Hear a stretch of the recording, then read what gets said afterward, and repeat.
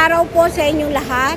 Ito po ay pangalawang lalawigan na pinuntahan namin sa pagsasagawa po ng random drug testing bilang pagtugon sa mandato ng ating mahal na Pangulong Marcos Jr.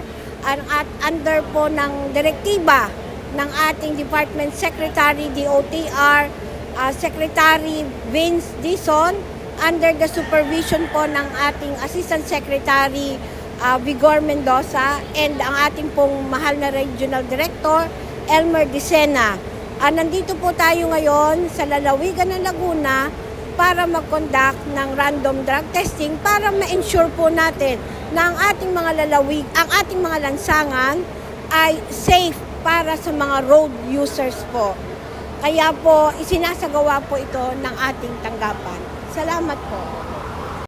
A total of 78 individuals were tested, 66 PUV drivers, 12 LTO personnel, including Laguna chiefs of offices, all tested negative for illegal drug use during the screening.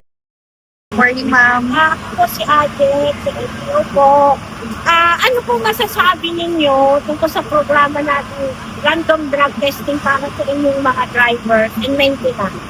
Unang-una, ma'am, nagpapasalamat kami sa inyo kasi napagbigyan niyo po kami, ma'am, na makapasyal kayo dito at ma-drug test natin yung ating mga empleyado.